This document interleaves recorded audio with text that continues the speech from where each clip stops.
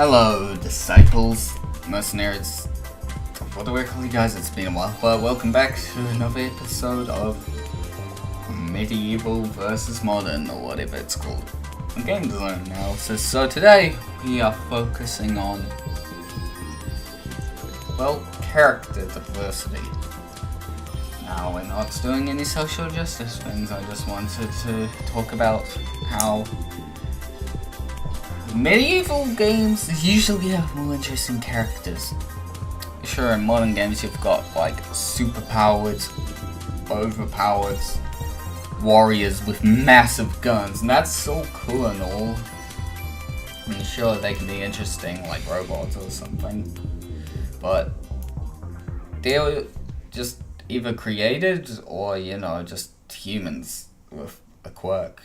With medieval games, you have many different races, well, depending on setting, which can also help change the course of the game if they're playable. So, for example, if you're a human, you can just build better, but if you're a dwarf, you can dig better. I don't know. Plus, it also allows different cultures to intertwine more easily because there's different races with different cultures. However, in modern games, it's usually just one culture stuck together. So, like, Hitman's coming to mind for some reason. So usually in an area you go to assassinate someone, the area is just themed around that area. Everyone's from that area with like only a few tourists. But in medieval games, you go to a city, there's humans, dwarves, elves, too many to count. Hell, there's even some imposters or people who appear as something they're not. It's quite amusing.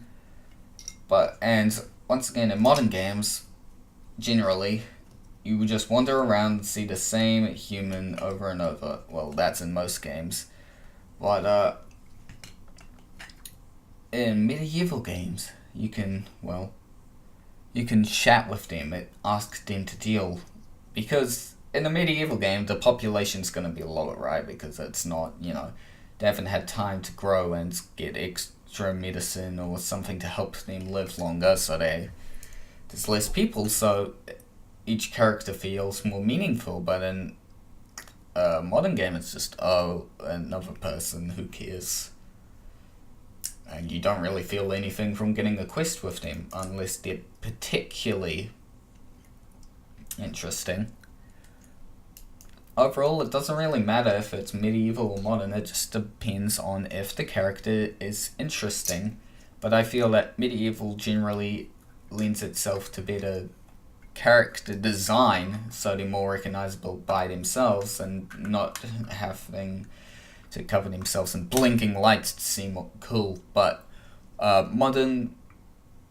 with modern, you can always get reasoning for why a character can change midway through a game or whatever, or maybe an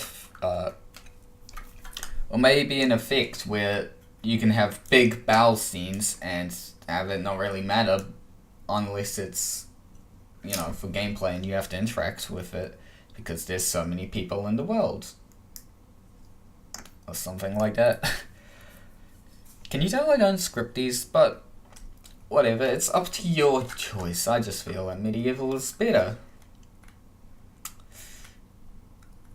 And they're also more detailed because you don't have to drive a car around, so, I'll see you guys next time. Enjoy your day!